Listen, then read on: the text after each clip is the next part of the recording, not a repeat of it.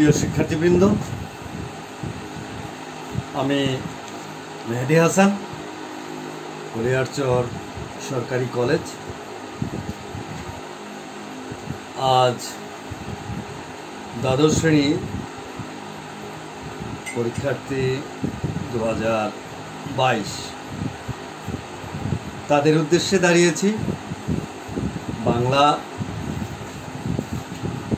আবশ্যিক প্রথম পত্র কবিতা অংশ থেকে রবীন্দ্রনাথ ঠাকুরের সোনার তরী কবিতাটি তোমাদের পাঠ্য। তোমরা যদি তোমাদের সিলেবাসটি দেখো, সংক্ষিপ্ত সিলেবাসটি আমি অনলাইনে আপলোড করে দিয়েছি, ফেসবুকে তোমাদের উদ্দেশ্যে দিয়েছি দুদিন আগেই। আশা করছি তোমরা পেয়ে গেছো।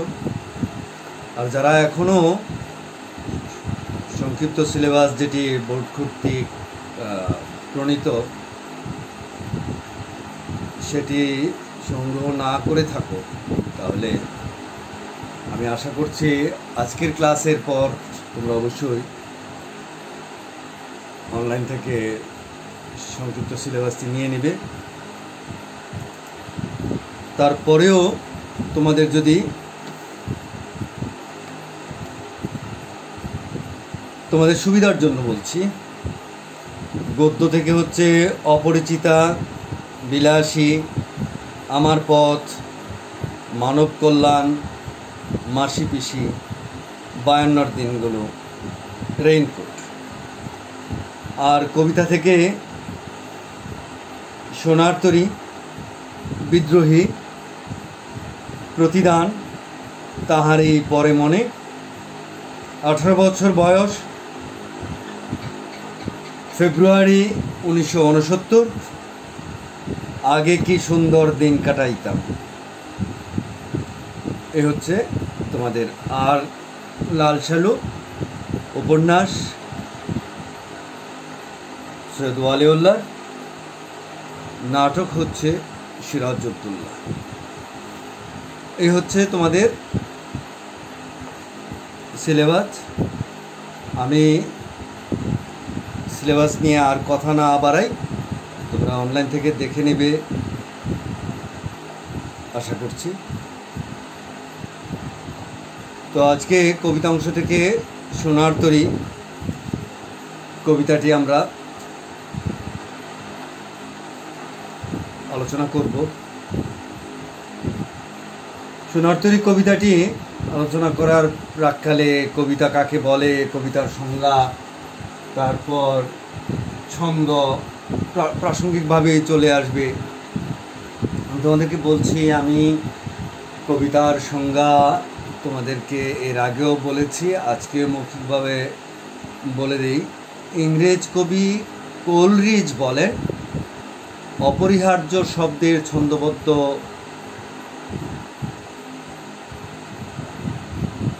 রূপটি হচ্ছে কবিতা। অপরিহার্য শব্দের অবসম্ভাবে যে সুনিয়ন্ত্রিত ছন্দবদ্ধ প্রকাশ, তাই হচ্ছে কবিতা। এটি কার সংজ্ঞা? ইংরেজ কবি কোলরিজের সংজ্ঞা। আমি এর আগে বলেছি, আমি আজকেও বলে দিলাম। তোমরা কবিতা পড়লে কবিতা কাকে বলে জানতেই হবে। আসলে এটি হচ্ছে পড়াশোনার একটি যথার্থ মাধ্যম। কবিতা পড়ছো, কবিতার সংজ্ঞা মনে রাখবে। কার কবিতা পড়ছো, কি কবিতা, কবিতার নাম কি আমাদের? সোনার তরী। কি বলছি? সোনার তরী, রবীন্দ্রনাথ ঠাকুর। এখন রবীন্দ্রনাথ ঠাকুর সম্পর্কে তোমাদেরকে জানতে হবে। রবীন্দ্রনাথ ঠাকুর সম্পর্কে অনেক আলোকপাত করা হয়েছে, আবারও আজকের ক্লাসে বলছি খুব সংক্ষিপ্ত আকারে। আমি আশা করছি তোমরা রবীন্দ্রনাথ সম্পর্কে সাহিত্য পাঠ করলেই রবীন্দ্রনাথ সম্পর্কে জানতে হবে। রবীন্দ্রনাথ ঠাকুর বৈশ্বিক কবি হিসেবে তার পরিচিতি ব্যাপক। তারপরেও তার আরও কিছু পরিচিতি আছে। তিনি সাহিত্যের সবকটি শাখায় সদর্পে বিচরণ করেছে, অত্যন্ত শিল্প সফল বা। তো আমি সবগুলো ক্লাসেই এরকম বিষয়গুলো মনে রাখার জন্য বলি এই জন্যেই যে তোমাদেরকে উত্তর করতে হবে পরীক্ষার খাতায় এই যে বিষয়গুলো, যে কবিতার এক কথায় কবিতা কাকে বলে যদি জানো, তাহলে দেখা যাবে তোমার জ্ঞানমূলক প্রশ্ন, অনুধাবনমূলক প্রশ্নে তোমার উত্তর করতে সহজ হবে। তারপর কি হচ্ছে, তারপর রবীন্দ্রনাথ ঠাকুরের জন্মমৃত্যু, এই জন্মমৃত্যু সন বা সালকে নিয়ে প্রশ্ন হতে পারে। রবীন্দ্রনাথ ঠাকুর কত সালে জন্মগ্রহণ করেন? 1861-তে জন্মগ্রহণ করেন, আর মৃত্যু 1941। তো আমি যেভাবে বলছি সেভাবে তোমরা পড়াশোনাটা এই ধারাবাহিকতায় পড়াশোনা করার চেষ্টা করবে, তাহলেই পড়াশোনায় এগিয়ে যেতে পারবে, এলোমেলো না পড়ে। দেখা যাবে যে সোনারতরী কবিতা পড়লে কিন্তু রবীন্দ্রনাথ ঠাকুর বানানটাই তুমি ঠিক মতো দেখলে না। দেখো রবীন্দ্রনাথ ঠাকুর 1861-1941 গেল। তারপর রবীন্দ্রনাথ ঠাকুর সম্পর্কে আসো। রবীন্দ্রনাথ ঠাকুর প্রথম যে কবিতাটি লিখেছেন বা কাব্যগ্রন্থটি লিখেছেন সেটি হচ্ছে বনফুল। প্রথম কাব্যগ্রন্থ, তার 15 বছর বয়সের রচনা। তো এই বিষয়গুলো যদি মাথায় রেখে পড়ো, তাহলে তোমার পরবর্তী কোনো কবিতা কিংবা গদ্য যাই পড়ো না কেন রবীন্দ্রনাথ ঠাকুরের, সেখানে তোমাকে আর বেশি সময় দিতে হবে না, একটি জায়গায় সময় দিলেই হবে। রবীন্দ্রনাথ ঠাকুর সম্পর্কে অ্যাট এ গ্ল্যান্স তোমাকে যা জানতে হবে তা আমি বোর্ডে প্রায় লিখে দিয়েছি। এরপর হচ্ছে রবীন্দ্রনাথ ঠাকুরের বিখ্যাত রচনা, বিশিষ্ট শিল্পকর্ম, মানসী, সোনারতরী, চিত্রা, কল্পনা, খনিকা, বলাকা ইত্যাদি কাব্যগ্রন্থ। এরপরে হচ্ছে রবীন্দ্রনাথ ঠাকুর সম্পর্কে আরেকটি প্রশ্ন আসে, রবীন্দ্রনাথ ঠাকুর কত সনে কিসে মানে কি বলে যে নোবেল পুরস্কার পান? হ্যাঁ, গীতাঞ্জলি বলতে চেয়েছিলাম। গীতাঞ্জলিতে নোবেল পুরস্কার পান কত সনে? 1913। কত সনে বললাম? 1913। আমি আশা করছি তোমরা এইভাবে রবীন্দ্রনাথ সম্পর্কে জেনে নিবে। তারপর তিনি 200-র মতো ছোট গল্প লিখেছেন, যা গল্পগুচ্ছ নামক একটি বই 4 খণ্ডে লিপিবদ্ধ আছে। কতগুলো গল্প? প্রায় 200-র মতো। আর এই যে গল্প, এগুলো হচ্ছে ছোট গল্প। এই ছোট গল্পের আধুনিক বাংলা ছোট গল্পের পথিকৃৎ বলা হয় রবীন্দ্রনাথ ঠাকুরকে। তো এই বিষয়গুলো বিশদভাবে তোমরা যদি মনে রাখো, তাহলে রবীন্দ্রনাথ ঠাকুর সম্পর্কে জ্ঞানমূলক প্রশ্ন যাই আসুক না কেন তোমরা। তো মনোযোগ দিয়ে আজকের লেকচারটি তোমরা শোনো, আমি আশা করছি তোমাদের উপকার হবে। আজকের লেকচারটি সেইভাবেই সাজানো আছে। তারপর কি কবিতা সোনারতরী। আসো, সোনারতরী কবিতা হচ্ছে সোনারতরী কাব্যগ্রন্থের কে মূল কবিতা, নাম কবিতা সোনারতরী কবিতাটি একটি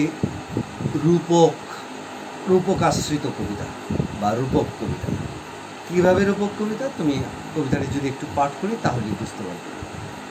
কবিতাটিতে আছে কোনো এক কৃষক একা তার জমিতে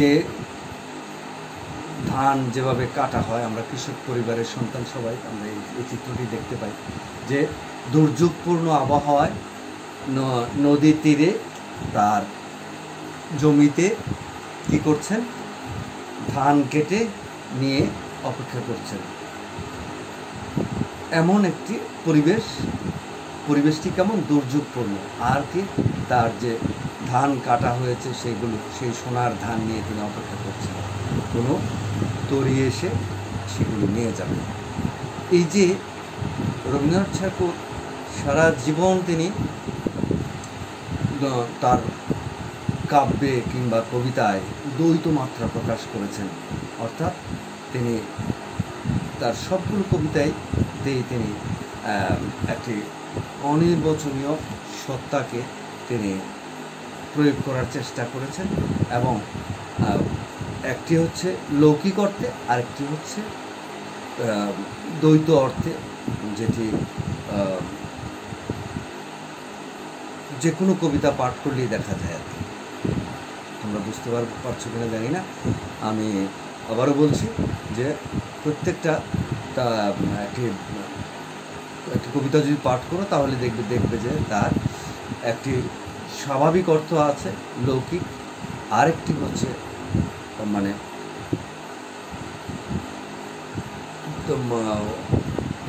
দ্বিমাত্রিক অর্থে প্রকাশিত আরেকটি অর্থ। যেমন এখানে কবির যে বক্তব্যের যে পুরো তত্ত্ব সেটি প্রকাশ পেয়েছে অত্যন্ত চমৎকারভাবে। যেমন রবীন্দ্রনাথ ঠাকুর সবসময় সীমার মধ্যে অসীমকে দেখতে চেয়েছেন। এই যে তার সীমায়িত বিষয়, সীমায়িত গণ্ডি, সেখানে তিনি অসীমকে দেখার চেষ্টা করেছেন। তিনি লোকজ দৃশ্যায়নে, যেমন নদীর তীরে কৃষক, এটি একটি দৃশ্যায়ন মাত্র, এটি লৌকিক, কিন্তু তার মধ্যে তার অরূপের সন্ধান তিনি করেছেন, একটি দ্বৈত মাত্রার অর্থ প্রকাশ করেছেন, যেটি লৌকিক নয়। সেখানে সেই অর্থটি এই কবিতার মূল অর্থ। যেমন সারা জীবন রবীন্দ্রনাথ ঠাকুর তার এই যে কালের প্রবাহে মানুষ যেমন হারিয়ে যাবে, তার কর্মই বেঁচে থাকবে, এমন বিষয়টি মূলত এখানে প্রকাশ করতে চেয়েছে। আমি কি বোঝাতে পারছি তোমাদেরকে? আমি কি বলছি যে কালের প্রবাহে মানুষ হারিয়ে যাবে, প্রকৃতির দিন যখন শেষ হয়ে যাবে, মানুষ যখন তার অস্তমিত সূর্যের কাছে চলে যাবে, প্রথম এসছিল ধরাধামে, তারপর সে তার কর্ম দিয়ে সারাটি জীবন অতিবাহিত করে পরপারে যে চলে যাবে, থেকে যাবে কি? থেকে যাবে তার কর্ম। এই যে কর্ম, এই কর্মই তাকে মানুষের কাছে বাঁচিয়ে রাখবে, অথবা এই কর্মই তাকে বাঁচিয়ে রাখবে, মানে মানুষ তাকে মনে রাখবে তার উল্লেখযোগ্য সৃষ্টি কিংবা কর্মের মধ্যে দিয়ে। রবীন্দ্রনাথ সেই কর্মকেই সোনার ধান হিসেবে এখানে চিহ্নিত করেছেন, তোমরা লক্ষ্য করবে। আমি কবিতাটি একটু পাঠ করি, আশা করছি তাহলে বক্তব্যটি ক্লিয়ার হয়ে যাবে। গগনে গরজে মেঘ ঘন বরষা, কুলে একা বসে আছি নাহি ভরসা, রাশি রাশি ভাড়া ভাড়া ধান কাটা হলো সারা, ভরা নদী খোরো দ্বারা খর পরশা, কাটিতে কাটিতে ধান এলো বরষা। গগনে গরজে মেঘ ঘন বরষা, তোমরা বুঝতেই পারছো যে গগন মানে আকাশ, গরজে মানে গর্জে উঠছে মেঘ, ঘন বরষা বর্ষাকাল, এইরকম পরিবেশে কুলে একা বসে আছি নাহি ভরসা, ভরসা নেই এমন একটি কুলে বসে আছে কে? কবি। রাশি রাশি ভাড়া ভাড়া ধান কাটা হলো সারা, ভরা নদী খোরো দ্বারা খর পরশা, কাটিতে কাটিতে ধান এলো বরষা। কি? ধান কাটতে কাটতে মানুষের আসলে কি কর্ম করতে করতে মানুষের একদিন বয়স হয়, সেই বিষয়টি বলছেন। একখানি ছোট ক্ষেত আমি একেলা, চারিদিকে বাঁকা জল করিছে খেলা। এই যে ছোট ক্ষেতে আমি পড়ে আছি, আর কি চারিদিকে বাঁকা জল, প্রকৃতি অত্যন্ত বিরূপ। মর্তের পৃথিবীতে মানুষ যে এসছে, বলা হয় যে life is not a bed of roses, অর্থাৎ খুব সুখময় ফুলসজ্জা নয় কিন্তু জীবন হচ্ছে life is full of struggle. মানুষ মরণশীল, মানুষ মরে যাবে, কিন্তু রয়ে যাবে তার কর্ম। এই কারণে সুকর্ম করে যাওয়া উচিত। এই যে সুকর্ম করে যাওয়া উচিত, যে কর্ম সেই মানুষটিকে বাঁচিয়ে রাখবে। রবীন্দ্রনাথ ঠাকুর চলে গেছেন 1941-এ, কিন্তু আজ আমরা 1921-এ দাঁড়িয়েও আমরা রবীন্দ্রনাথকে স্মরণ করছি, রবীন্দ্রনাথ ঠাকুরের কবিতা পাঠ করছি। তো তার কবিতাকে আমরা শ্রদ্ধা করে কবিকে স্মরণ করছি, এবং তার কবিতাকে আমরা একটি পাথেয় হিসেবে গ্রহণ করছি। তারপর কি তিনি বলছেন, চারিদিকে বাঁকা জল করিছে খেলা, পরপারে দেখি আঁকা তরু ছায়া মসিমাখা, গ্রামখানি মেঘে ঢাকা প্রভাত বেলা, এপারেতে ছোট ক্ষেত আমি একেলা। অত্যন্ত সহজ সরল ভাষায় তিনি যা লিপিবদ্ধ করে গেছেন তার মধ্যে নিগূঢ়তম এক রহস্য, নিগূঢ়তম এক অর্থবোধক বিষয়বস্তু নিহিত আছে। গান গেয়ে তরিবে কে আসে পারে, দেখে যেন মনে হয় চিনিও হারে, ভরা পালে চলে যায় কোনো দিকে নাহি চায়, ঢেউগুলি নিরুপায় ভাঙে দুদারে, দেখে যেন মনে হয় চিনিও হারে। ওগো তুমি কোথা যাও কোন বিদেশে, বারেক ভিড়াও তরি কুলেতে এসে, যেও যেথা যেতে চাও যারে খুশি তারে দাও, শুধু তুমি নিয়ে যাও ক্ষণিক এসে, আমার সোনার ধান কুলেতে এসে। কি বলছে যে তুমি যেখানেই যাও যাও, এই যে তরি গান গেয়ে তরি বেয়ে যায়, এই তরি আমাদের নদীর উপর দিয়ে বয়ে যায় বর্ষাকালে ভরা পালে, এটি আমরা দেখতে পাই। এই লৌকিক ভরা পাল তোলা নৌকো যাকে সোনার তরী রূপে উল্লেখ করেছেন, আর তিনি যে কৃষক দাঁড়িয়ে আছে ধান নিয়ে, সেগুলো হচ্ছে সোনার ধান। তো কবি তার নিজের যে কর্ম, সে কর্মগুলোকে সোনার ধান রূপে আখ্যায়িত করেছেন।